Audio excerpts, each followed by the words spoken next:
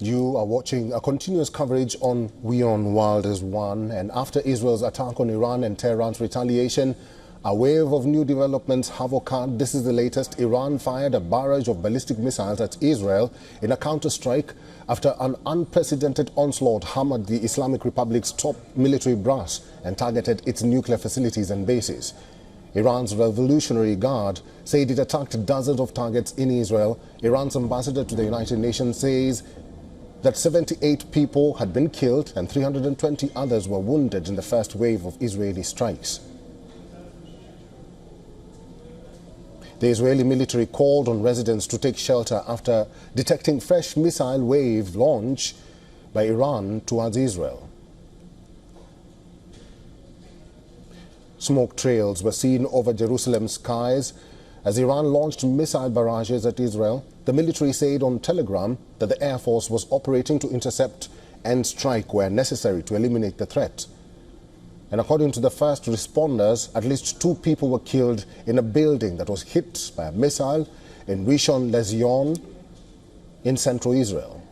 Channel 12 reported that 19 people were hurt in the impact, including a 60-year-old woman who is said to be in serious condition.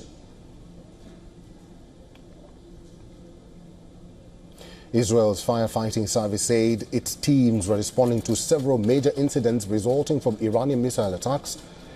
The Israeli military's Home Front Command said that citizens can leave shelters across the country, but urged to remain near them after the army intercepted a new wave of Iranian attacks on Israel, including UAVs.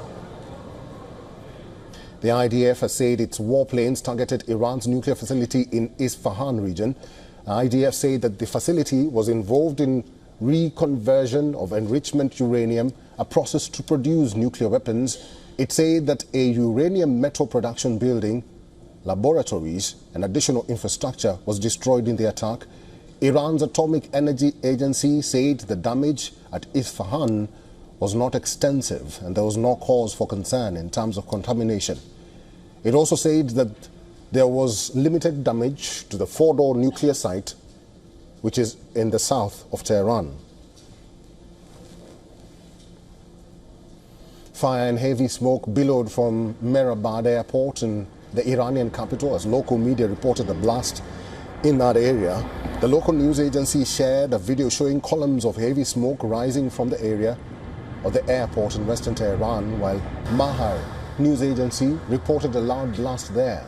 Several loud explosions were also heard at Hakimiyeh and Tehran Pass neighborhoods in eastern Tehran. Iran's foreign ministry spokesperson Ismail Baghai has said that dialogue with the US over Tehran's nuclear program is meaningless after Israel's biggest ever military strike against its long-standing enemy, accusing Washington of supporting the attack. Baghai said that the US acted in a way that makes dialogue meaningless. He added that one cannot claim to negotiate and at the same time divide work by allowing the Zionist regime, which is Israel, to target Iran's territory.